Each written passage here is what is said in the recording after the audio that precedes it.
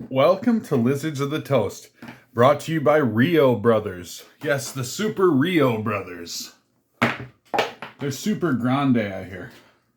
Alright, so this is one of two decks we're going to feature this month. And this is Gruul Delirium.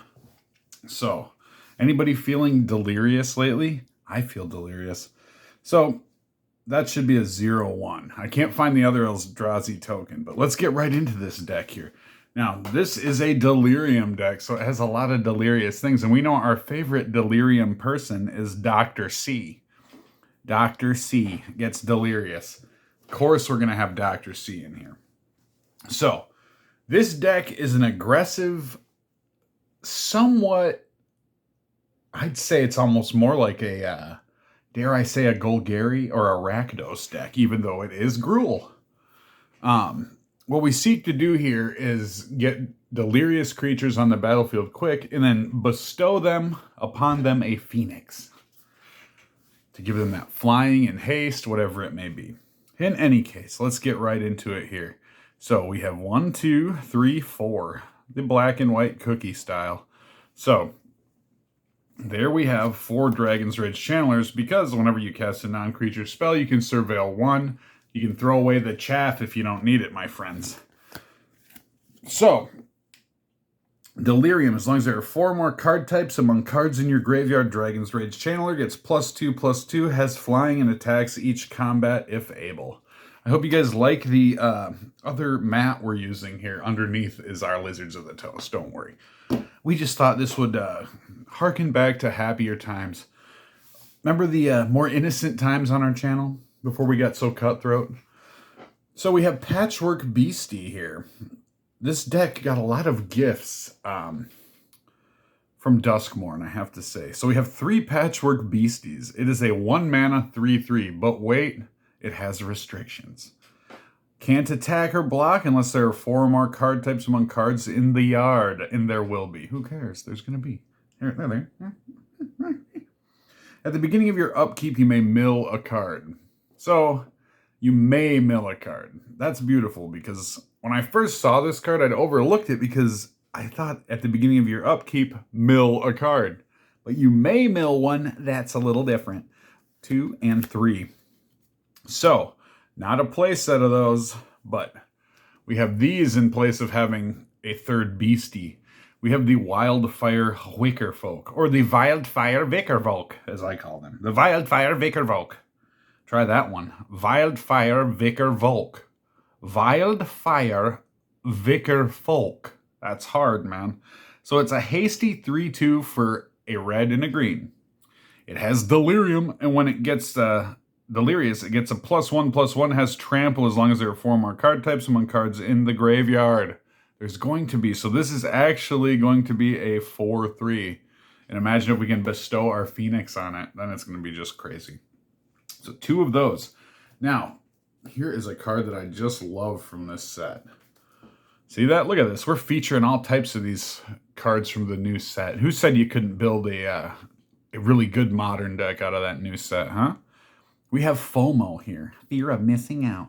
When Fear of Missing Out enters, discard a card, then draw a card. So get your pencils ready, kids, because we're going to be drawing cards. It's delirious. Whenever Fear of Missing Out attacks for the first time each turn, if there are 4 or more card types among cards in your graveyard, untap target creature, not target creatures, not all creatures, just target creature, but we're going to have one big guy. So after this phase, there's an additional combat phase that's perfect for whatever big beater we have, and we have 4 of those, a beautiful playset.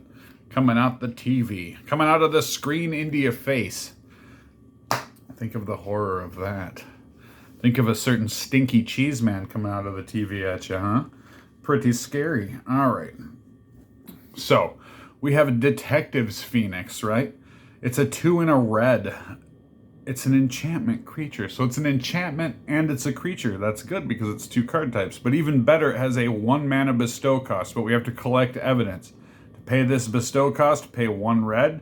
Exile cards with total mana value 6 or greater from the graveyard, Chucky. And then you get to bestow it upon something, giving the thing flying and haste, and it gets +2/+2 and has flying and haste, just as the Phoenix itself does. And the Phoenix isn't half bad to cast either, because if it ends up in the graveyard, you can bestow it anyways, but a flying haste 2/2 isn't the worst thing in the world. 4 of those. And sometimes we sideboard one of these. So, onward and forward. Let's talk about the plants here. Let's talk about, oh look, there's a plant over here. You can see that there's a flower. There would be, if we could scroll, if we were traveling along. Wouldn't it be awesome to have a scrolling screen behind us? We're thinking about doing a green backdrop and then having like scrolling fun things behind. But that'd be so distracting unless you were a kook like me. So let's talk about the fly trap. Trap of flies. Omnivorous fly trap. So, this card is 2 and a green.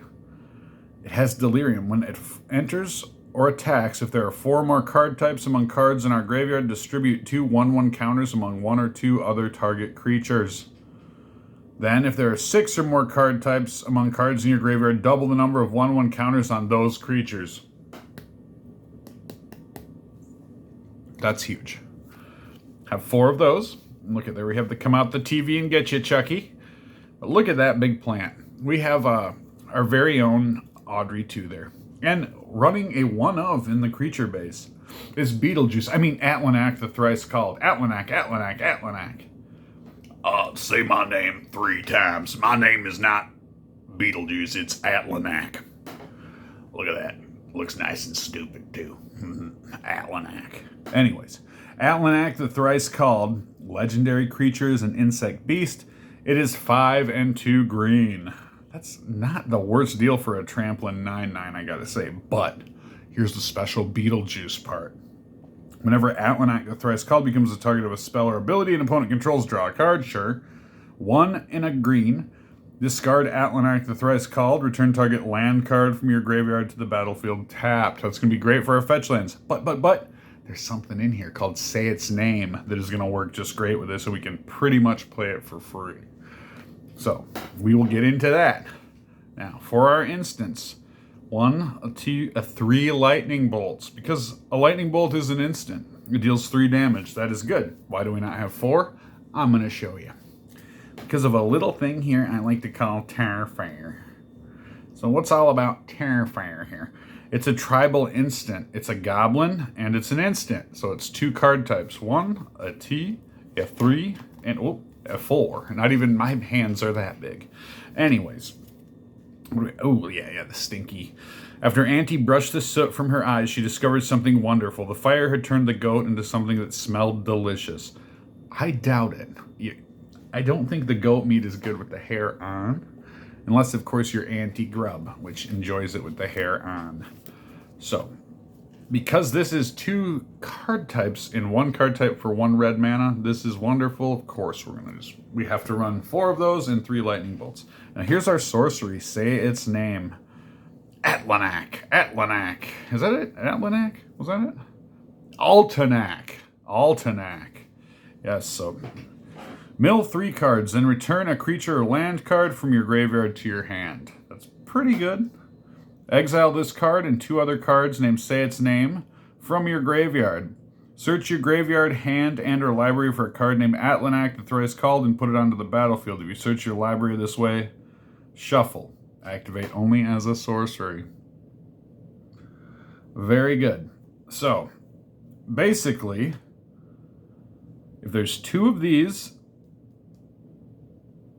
in the graveyard, we play this. We can exile it from our graveyard and then play Atlanach. So we just want 2 of these in the graveyard, and we play one, it goes in the graveyard. Then we can get our Atlanach in there. So that's very good for us. We have not yet, in paper play, gotten Atlanach out of the graveyard. Now, Malevolent Rumble is a card I absolutely love. It's a rumbly rumbler. It's a 1, it's a green, it's a sorcery. Reveal the top 4 cards of your library. You may put a permanent card from among them into your hand. Put the rest into your graveyard. Create a 0/1 Eldrazi spawn creature token with sacrifice this creature. Add 1 void mana. 1 colorless mana. It's not necessarily a color. It is, right? They're colorless, yeah. So, we have an Eldrazi Scion, which is a 1/1, and we pretend it is the Eldrazi Spawn. Scions and Spawns, you know. We oftentimes get our Scions and Spawns mixed apart, don't we? Mixed up, very mixed up. Anyways, that emerged from Turntimber was even more twisted than the forest itself. What was it? Just what was it? Looks like some kind of Eldrazi Spawn, dare I say? So these are great because they're cantripping our way down there. Reveal those top 4 cards of the library. Put that permanent card in your hand so you can get a card you want in your hand. You get the other things you want in your graveyard. You get that right there. So really, that instantly being able to sacrifice that for that mana. This is 1 green mana. So for 1 green mana, we get a lot of value here. Just by revealing those cards isn't the best. It's not the best to reveal cards, but in this lineup where you're just kind of throwing these big delirious creatures around, it's not like we're going to give away a game plan. Like, I only run 3 Malevolent Rumbles now in my Soul Trader deck because I don't want to necessarily, like, reveal all the time. That being said, again, that Eldrazi Spawn creature is a wonderful thing. As we're going along here, oh, what's this utility sorcery? We have Sundering Eruption for 2 and a red. Destroy target land. Its controller may search their library for a basic land card. Put it into the battlefield tapped, then shuffle. Creatures without flying can't block this turn. That's good because we can send in the Goon Squad. If only one of them is bestowed, the other creatures, of course, are not going to be flying. We have Mishra's Bauble here. It's an artifact. It's free. It's free, not to buy. You can't just pick them up for free. You gotta just not pay mana for them. They're free that way, Dodo Bird. So, tap, sacrifice Mishra's Bauble, look at the top card of target player's library, draw a card at the beginning of the next turn's upkeep. Arkham is a babbling fool. Phyrexian technology is our greatest blessing. Take this delightful trinket, for instance. And Defor. Hey, look it. Isn't that funny? Different flavor text. See, the secrets of my great-uncle's heirloom lie in the world where it was forged. The grease-stained wastes of Phyrexia. Grease-stained wastes. It sounds like a Burger King bathroom.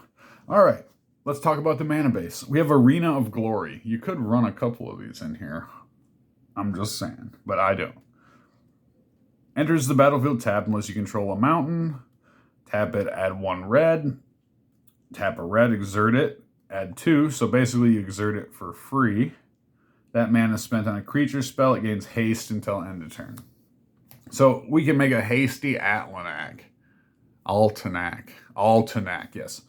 So, Wooded Foothills, of course, these are our fetches. Woodsy, bloodsy, and a scalding tarn. So 1, 2, 3, 4, 5, 6, 7, 8. 8 fetchies. That's kind of fetchy. Now look at this. This is the cheapest forest I could find. I like to use cheap cards in these kind of decks. So, cheap forest. And, let's see here. What do we have? Yes, we have 3 forests and 2 mountains. So, fetchable vegetables. So let's look at our fetchable vegetables. We have 1, 2, 3 forests, like I said, and 2 mountains, Stomping Ground, and Thornspire Verge. So 1, 2, 3, 4, 5, 6, 7, 8 fetchables to go with our 8 fetchies. Isn't that exciting? Isn't that fetching? Is that fetch? So fetch. And then a Thornspire Verge, just in its lonesome here. It's good. It does its thing. We like it. It makes us happy. And it looks good with the artwork for the flavor of the deck. So, that is the deck. Now, let's look at the sideboard, friends. Let us discuss the sideboard. I think we may do a few deck-explanations with this. I think this deck deserves a separate deck-explanation video. So, this week we can expect another deck to be revealed. We can expect a Soul Trader deck-explanation. And we can expect the unexpected. Pick your poison. 1, 2, 3, 4. Of course, 4. Because Pick Your Poison's great, because Murktide is a thing again, isn't it? So we can take out Murktide here. We can hit the artifact, the enchantment, but mostly, lately, Murktide. All right, we have 3 Haywire Mites. Yeah, we're going hard against enchantments, friends. 3 of those. And just 2 of these Magebane Lizards. Whenever a player casts a non-creature spell, the lizard deals the damage to that player equal to the number of non-creature spells they've cast this turn. That's going to put our Storm decks in check. Now, this is where it gets fun. Are you ready? You want to join me? You want to see what those basic lands are for? The moons, man. The moons. Look at, we got Magoose of the Moon. All right, Magoo. What do you got? Non-basic lands are mountains. He's a blood moon on a stick, basically. We have these. Non-basic lands are mountains. So we pop those in there. Ho, ho, ho, Nelly. Anybody with a greedy mana base, which we're seeing some 5-color things come up into the meta now. Some 4-color things. Some 3-color things. No, no, no. And for those pesky, pesky things that we get in our way, deals 2 damage to each creature. We have Pyroclasm. This was recently reprinted in the Duskmourn. So, happy to see a reprint of this, and happy to have 3 of them in this deck, because these will really wipe the board of undesirable creatures that may get in the way and block our creatures. So, our creatures will generally be big enough to avoid the Clasm, the cataclysmic catechism of the Pyroclasm. And our enemies' creatures will fall in the fires. Who'd want to ignite things one at a time? Who'd want to do that? Why one at a time? Just burn them all together, right? Let it all go up in flames. Who cares? No, I'm just kidding. Am I, though? Am I just kidding? Maybe. Maybe not. Probably not. Let it all go up in flames. Pyroclasm.